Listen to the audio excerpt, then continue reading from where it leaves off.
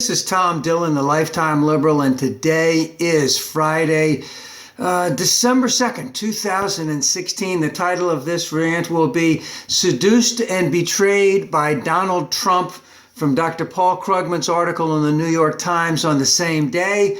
And basically what we're looking at right now is 3 weeks into the election of Donald Trump, based on the appointments that he has made, we can start to see the direction that he intends to take this country to, and how these decisions that he's making now, how this will affect his administration, and how this will affect those white working class, or what we say, whites without college, who basically gave Trump the election. Because remember, in 3 states, I believe it was Wisconsin, Michigan, was it Pennsylvania? I'm not quite sure. Not Ohio, but Ohio went against Hillary too.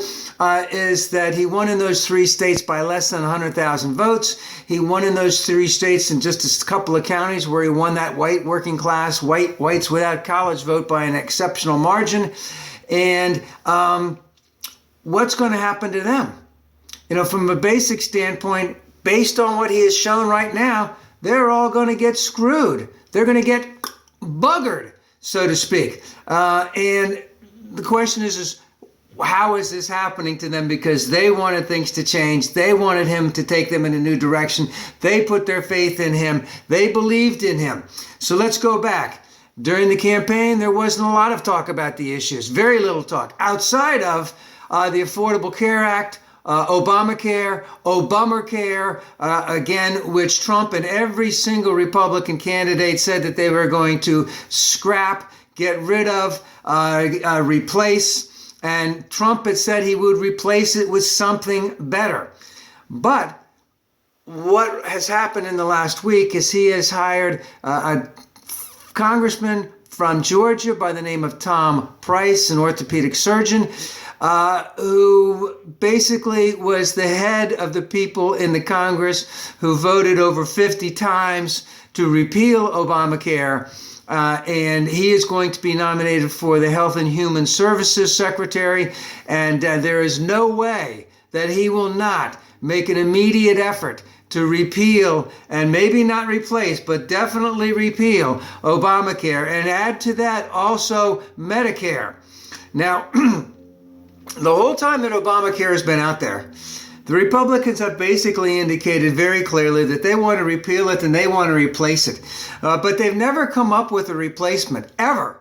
They've talked about since day one that Obamacare was signed that they would have a replacement that was better than Obamacare or as good as Obamacare, and they haven't come up with anything. They've had, talking points, they've had working papers, they've had blueprints, they've had, all this kind of stuff. And of course, the leader of that has been Paul Ryan, who's a basic scam artist. He's never come up with a solution to it. He said on several occasions, we're going to have a solution for this in a couple months. And they've never come up with anything.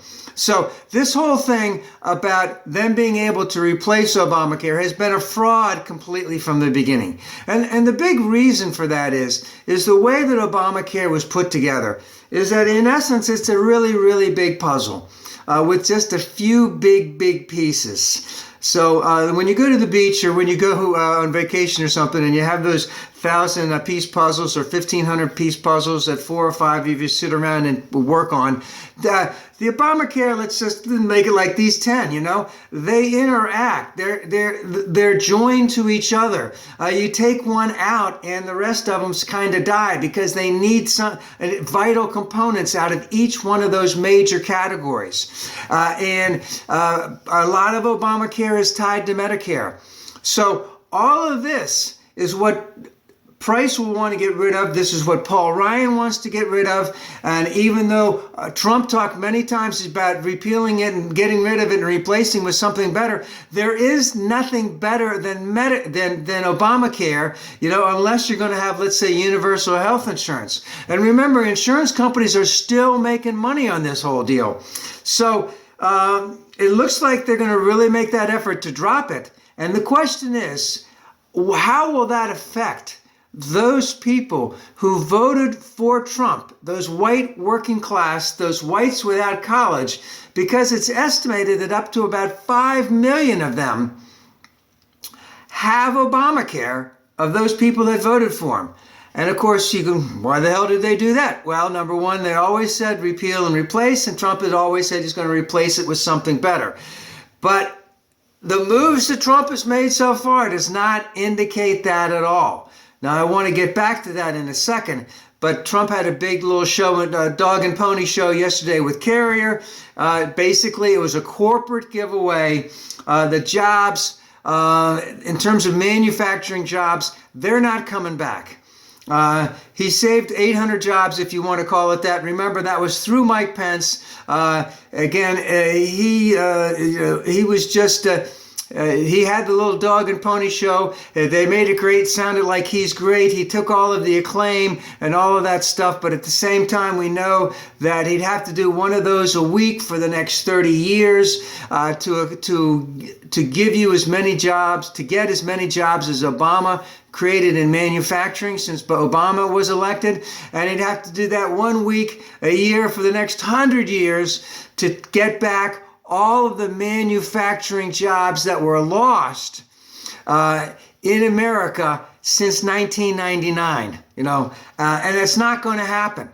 A lot of those manufacturing jobs are not going to come back. Those coal jobs are not going to come back. But to get to the point of the ACA and the white working class and the Carrier type of thing, is what you're going to be seeing is Trump trying to do this little dog and pony thing with this shiny object out here every single week. See how great a person I am? See what I'm trying to do?